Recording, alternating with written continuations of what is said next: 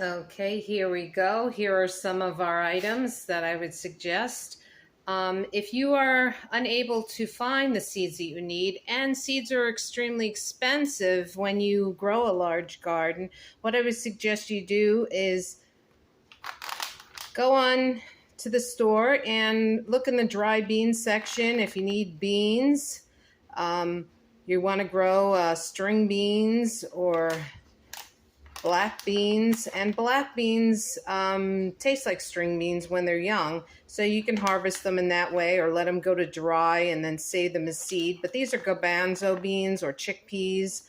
This is something that you have to have a probably growing zone of maybe 8 or 9 in order to grow these, because they need a long growing season. But you can get the idea of what I mean. Purchase your seeds instead of buying, 20 in a little pack.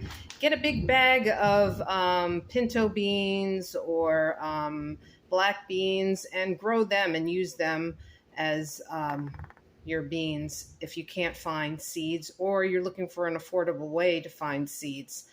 Okay, also go to the farmer's market. If you see nice produce, you eat a melon or something, a squash, something that tastes delicious, then harvest the seeds. Take them, dry them out on a paper towel, wash them real well, dry them out on a paper towel. When they're completely dry, then what you would do is you'll go ahead and get a mailing envelope like I did here.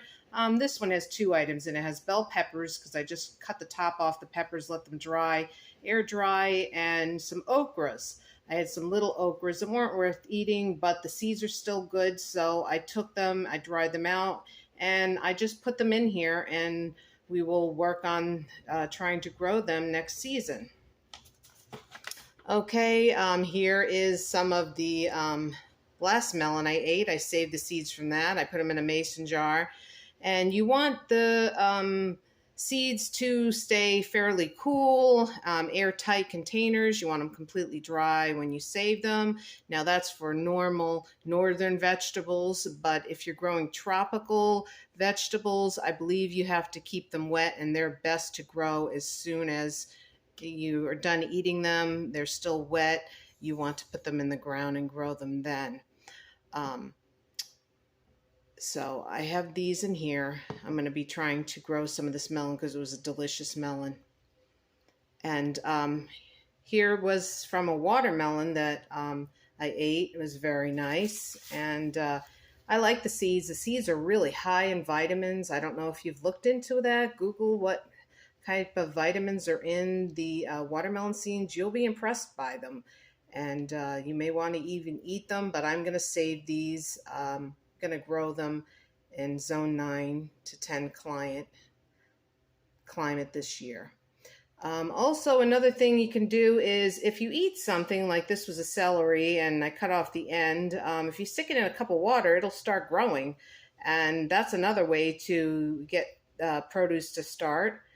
You can do that and keep harvesting from that. And you can do that for many things. You can use cuttings and they will grow. I have some onions growing outside, some basil in this way outside, and you can do this in many ways. A lot of herbs can be done this way as well.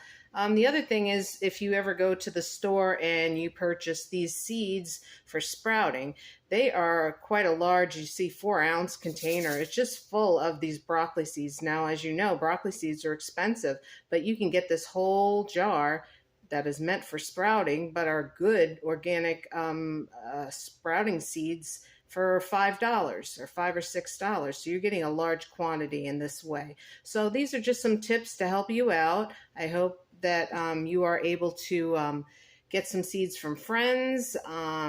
Go to the local grocery store and get some bags of, I guess you get a pound for what would it be, a few dollars.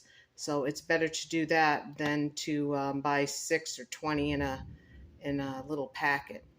So I hope this helped for you, and there's an abundance there. You just have to know where to look for them.